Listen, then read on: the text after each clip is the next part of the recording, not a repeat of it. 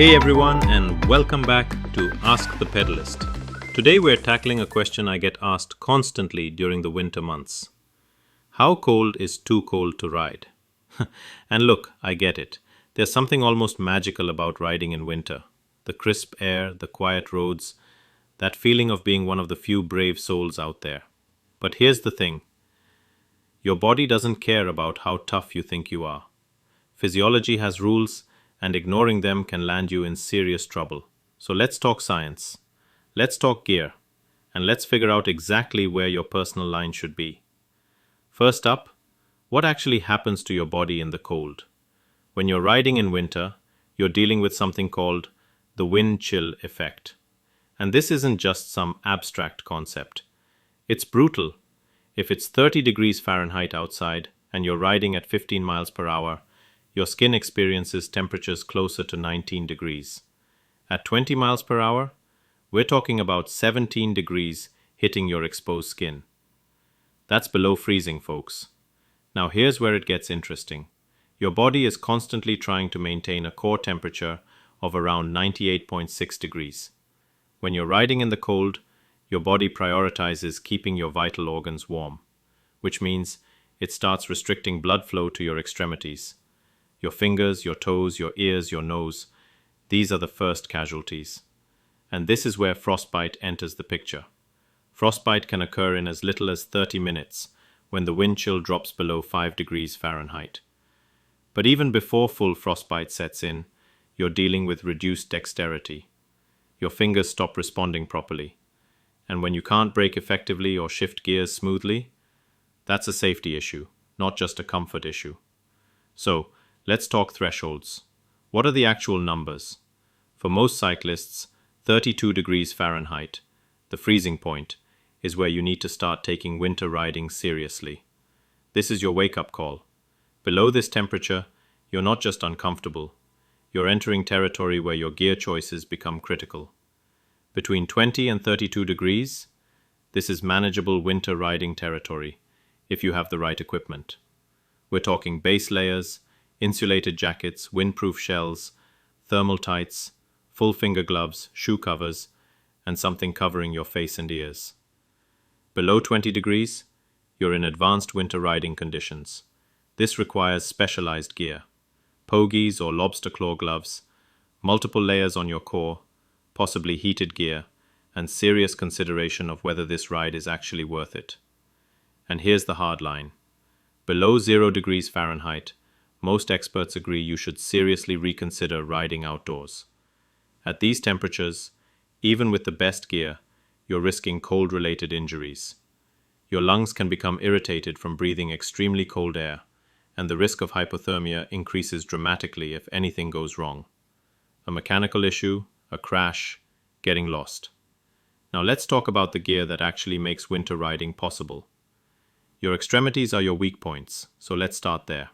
For your hands, this is crucial. You want insulated, windproof gloves rated for the temperature you'll be riding in. Below 20 degrees, consider pogies, those handlebar mittens that look a bit silly but are absolute game changers. They create a protective cocoon around your hands, blocking wind completely. Your feet? Cycling shoes are basically ventilated cold boxes in winter. You need neoprene shoe covers at minimum, or better yet, winter-specific cycling boots. Wool socks, plural, are your friends here. And here's a pro tip. Make sure your shoes aren't too tight. Constriction reduces blood flow, which means colder feet. For your core, think layers. A moisture-wicking base layer, an insulating mid-layer like merino wool or fleece, and a windproof water-resistant outer shell. The key is managing moisture, because wet clothes in cold temperatures, that's an express train to hypothermia. And don't forget your head and face. You lose a huge amount of heat through your head. A thermal cap under your helmet or a balaclava that covers your face and neck, these aren't optional accessories below 32 degrees. They're essential equipment. All right, let's talk safety markers. These are the signs that tell you you've crossed the line from challenging winter ride to actual danger. First, numbness. If your fingers or toes go numb and stay numb, That's your body telling you something's wrong. Tingling is normal when you first get cold, but persistent numbness means inadequate blood flow. You need to warm up immediately. Second marker, loss of dexterity. If you can't operate your brakes smoothly or shift gears reliably, pause. You've lost a critical safety function. Time to cut the ride short. Third, shivering. Now, mild shivering is actually your body doing its job, generating heat. But violent, uncontrollable shivering, that's an early sign of hypothermia. Your body is losing the battle to stay warm. Fourth marker, confusion or slurred speech.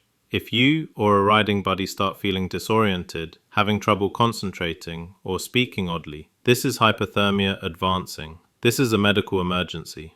And here's one people forget: ice on the roads.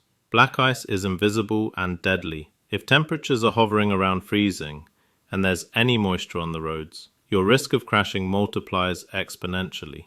The best winter gear in the world won't help you if you're sliding across the pavement.